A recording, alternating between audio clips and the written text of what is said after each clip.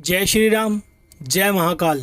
पिछली वीडियो में मैंने आपको यह बताया था कि आप अंदर के मार्ग कैसे कर सकते हो, कैसे जा सकते हो, कैसे अपने मार्ग पे पहुंच सकते हो, अपनी मुक्ति का मार्ग ढूंढ सकते हो, किस गुरु के जरिए। ठीक है, तो यही बताने की कोशिश करूंगा। पिछली वीडियो में मैंने आपको यही सब बताया था कि आप अंदर की यात्रा कैसे कर सकते हो अपने गुरु जी के जरिए। इस वीडियो में मैं आपको यह बताने की कोशिश करूंगा आप गुरु का चुनाव कैसे कर सकते हैं। ठीक है, आप अपने गुरु के अंदर क्या देख सकते हैं, अगर आप मुक्ति चाहते हैं तो कैसा गुरु ढूंढ सकते हैं, गुरु के अंदर क्या क्या ढूंढना चाहिए आपको, और आप भी उस लायक हो या नहीं हो, यह सब मैं आपको बताने की कोशिश करूंगा। इस वीडियो को ध्यानपूर्वक सुने एवं देखें। अगर कोई भाई हमारे चैनल पर नए हैं तो चैनल को सब्सक्राइब करें। अंदर की यात्रा एवं गुरु।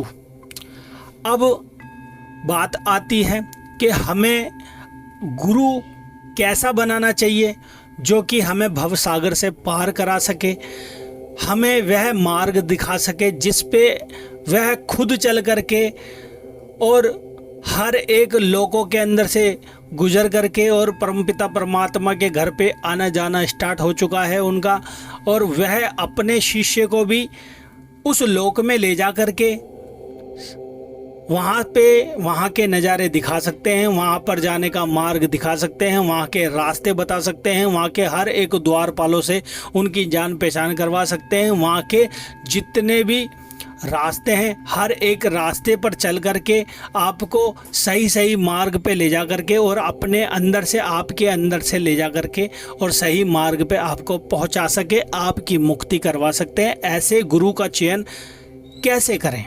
ठीक है, अब मैं आपको बताता हूं गुरु का चयन कैसे करना चाहिए।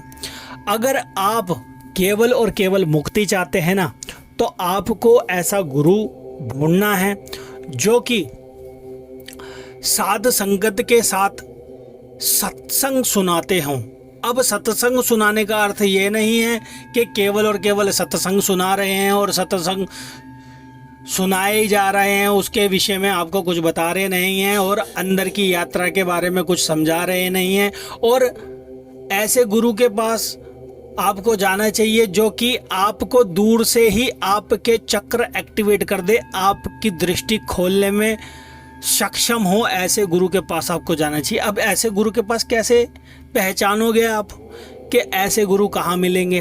ठीक है, इसके लिए आपको थोड़ा प्रयास करना पड़ेगा। कैसे, यह मैं आपको बताता हूँ। ठीक है, जो भी गुरु आपके मन के अंदर से आपको लगे, अगर आपको मुक्ति प्राप्त चाहिए ना, अगर आपको मुक्ति चाहिए तो आपको ऐसे गुरु को चयन अवश्य करना पड़ेगा, चाहे से आपको बहुत भटकना पड़े, मगर आपको ऐसे गुरु का चयन करना पड़ेगा। ठीक है, आप ऐसे गुरु के पास जाएं जिन्होंने बहुत ज़्यादा तप कर रखा हो। ठीक है, और केवल शांत वातावरण में रहते हों और केवल भगवान का भजन करते हों, ज़्यादा व्यक्तियों से ना मिलते जुलते हों। ठीक है, और क्रोधित होने वाले संत महात्मा ना हो। ठीक है, क्रोधित होने वाले संत महात्मा अधिकतर फंसे रह जाते हैं संसार के मोह माया में। ठीक है, क्योंकि क्रोध उनका ले डूबता है, इसलिए शांत ही संत को पकड़े। संत का मतलब है शांत। ठीक है, अब ऐसे संत का चुनाव कैसे करें। आप जब भी ऐसे संत के पास जाते हो ना, तो आपको कैसे पता लगेगा कि यह संत जो है, यह दिव्य शक्ति जो है ना, आपको कैसे महसूस कराएंगे अपने होने का, अपनी शक्तियों का, अपने उस परमेश्वर की शक्ति का। उनके पास जाते ही आपकी बॉडी के अंदर वाइब्रेट होनी स्टार्ट हो जाएगी। ठीक है, जैसे ही आप उनके पास जाते हैं ना, आपके शरीर के अंदर कंपन आनी स्टार्ट हो जाएगी। क्यों? उनकी ऊर्जा निर्मल होगी, उनकी ऊर्जा शांत होगी, उनकी ऊर्जा पावरफुल होगी। उनके पास जाते ही आपके रोम रोम खुलने लग जाएंगे, आपको एक ठंडी सी हवा का झोंका सा महसूस होगा अपने शरीर के अंदर। अपने शरीर पे हल्की हल्की हवाएं टच होती हुई नजर आएगी आपको। वहाँ पर जाते ही आपको ठंडक महसूस होगी। ठीक है, अब उनके सामने बैठते ही अगर आप उनसे थोड़ी ही दूर पे हो, या फिर 2-3 कदम की दूर पे हो, या फिर 1 कदम की दूर पर हो, या 1 हाथ के फासले पर बैठे हो, 2 हाथ के फासले पर बैठे हो, 3 हाथ के फासले पर बैठे हो, कोई बात नहीं।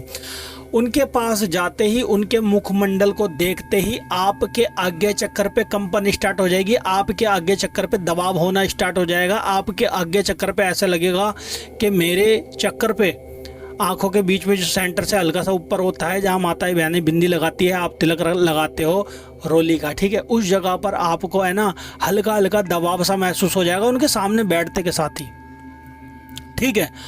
आपको इतनी अच्छी फीलिंग आएगी ना उनके सामने बैठते ही कि आपको ऐसे लगेगा कि मैं साक्षात भगवान के सामने बैठ गया, ठीक है। जब संत महात्माओं के अंदर से ऊर्जा निकल रही होती है ना और किसी नए व्यक्ति पे पड़ रही होती है, तो उसको साक्षात परमात्मा के होने के संकेत मालूम पड़ जाते हैं, ठीक है। अब आपको क्या करना है, वहाँ पर केवल और केवल शांत बैठे रहना है और केवल अपने उस संत महात्मा को निहारना है, उनका मुखमंडल को देखना है आपको और उनके चरणों को देखना है, बस इतना कार्य करना है आपको। अब यह कार्य कितने दिन तक करना है? अगर वह संत महात्मा से मिलना अगर आपका डेली हो तो आपको कम से कम 5-7 दिन उनके पास जाकर के बैठना है, ठीक है। जैसे जैसे आप उनके पास बैठोगे ना, आपके शरीर के अंदर बदलाव स्टार्ट हो जाएंगे बिना कुछ करे ही। समझ रहे हो मेरी बात जो मैं आपको समझाने की कोशिश कर रहा हूँ? आपके बिना कुछ करे ही आपको धीरे धीरे हर एक चीज महसूस होने लग जाएगी। किस प्रकार से? जैसे जैसे उनकी वाणी सुनोगे ना, उनकी वाणी के अंदर से तरंगे महसूस होकर के सीधी आपके मस्तिष्क के अंदर समाहित होने लग जाएगी। उनकी लिखी हुई ऊर्जाएं आपको महसूस होने लग जाएगी। रात को जब आप अपने घर पे जा कर के और सोएंगे ना, सपने के अंदर वही संत महात्मा आपको दिखना स्टार्ट हो जाएंगे, ठीक है। यह मैं अच्छे वाले संत महात्मा की बड़ाई इसलिए कर रहा हूँ क्योंकि उनसे परमात्मा का कनेक्ट होता है, उनसे भगवान का मिलाप हुआ होता है, मगर वह किसी को बताते नहीं, केवल और केवल यह चीज़ें गुप्त रखते हैं, ठीक है। अब उनसे दीक्षा अगर आपको लगे, उनकी वाणी में मधुरता है और उनके पास जितने भी व्यक्ति बैठ रहे हैं उनसे भी आप बातचीत कर सकते हैं। जो उनके सत्संग में जाते हैं, जो उनके पास जाते हैं, उनकी वाणी सुनते हैं, उनसे नामदान ले रखे हैं, उनसे नाम दीक्षित हैं, आप उनसे बात कर सकते हैं कि अगर मैं इन संत महात्मा से दीक्षा लेऊं तो मुझे क्या अंदर की यात्रा करने का मौका मिलेगा। अगर उनके शिष्य आप से बताते हैं कि आपको अंदर के मार्ग से परमात्मा के दर्शन करवा सकते हैं, तो आप उनसे दीक्षा ले लेना, ठीक है। वो भी आप थोड़ा सा सोच समझ के लेना, क्योंकि उसके बाद आपको दीक्षा नहीं लेनी, ठीक है। अगर आपको ऊपर के मार्ग पर लेकर के जाते हैं ना, उसके लिए आपको थोड़ा सा तप खुद भी करना पड़ेगा। ऐसा नहीं कि अपना सारा तप आपके गुरु आपके ऊपर निछावर कर देंगे। उनके भी शिष्य हैं, उनके लिए भी उनका तप रहता है, ठीक है। संत महात्मा तप और साधनाएं एवं भगवान का जाप इसीलिए करते हैं कि हर एक मनुष्य को अपने साथ में अंदर के मार्ग से परमात्मा से मिला सके, परमात्मा के धाम पहुंचा सके, ठीक है। इसीलिए इस धरती पर संत महात्माएं आते हैं हर एक व्यक्ति को उस परमात्मा से मिलाने के लिए, ठीक है। तो ऐसे गुरु का चुनाव करना जिनसे मिलते ही आपका मन बिल्कुल शांत हो जाए और मन ही मन उनको देखते हुए परमात्मा का जाप करना। अब परमात्मा का जाप कैसे कर सकते हो? किसी भी भगवान के नाम के साथ, चाहे श्री राम का नाम लेकर के, चाहे हनुमान जी का नाम लेकर के, शंकर भगवान का नाम लेकर के, माता का नाम लेकर के, शेरों वाली माता का नाम लेकर के, पार्वती माता का नाम लेकर के, किसी भी देवी देवता का नाम लेकर के आप उनके सामने बैठ कर के जाप कर सकते हैं। क्यों? जैसे ही आप जाप करोगे ना, आपके अंदर उनकी शक्तियाँ उतरना स्टार्ट हो जाएगी। उनकी शक्तियों को महसूस हो जाएगा कि आप उनके लिए जाप कर रहे हैं और मन ही मन में यह कल्पना करना, यह सोचना कि भगवान हे सतगुरु मुझे भी तार दो, मुझे भी इस भवसागर से पार लगा दो, ठीक है, इस तरीके से आप उनसे दीक्षा ले सकते हैं, क्योंकि आज के समय पे दीक्षा देने वाले बहुत हैं। हर एक व्यक्ति ऑनलाइन दीक्षा दे रहा है, फिर उसके बाद अपने शिष्यों से बात नहीं करता, फंस जाता है शिष्य। ठीक है, इसलिए ही मैं आपसे कह रहा हूँ, अगर आपको गुरु ढूंढने में थोड़ा समय भी लगे ना, तो आप संकोच मत करना, समझ रहे हो। एंड मूवमेंट पे भी आपके गुरु आपको तार करके ले जा सकते हैं। समझने की बात है, समझने की कोशिश करना।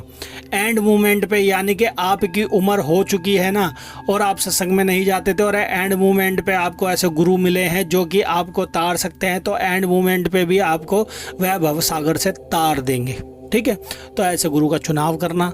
बाकी आने वाली वीडियो में मैं आपको और भी कुछ नया बताने की कोशिश करूंगा। अगर कोई भाई हमारे चैनल पर नए हैं तो चैनल को सब्सक्राइब करना, बेल आइकन को अवश्य प्रेस करना, ताकि आने वाली वीडियो का नोटिफिकेशन आपको मिल सके। तो आज के लिए इतना ही। जय श्री राम, जय महाकाल। आप सभी का दिन मंगलमय हो।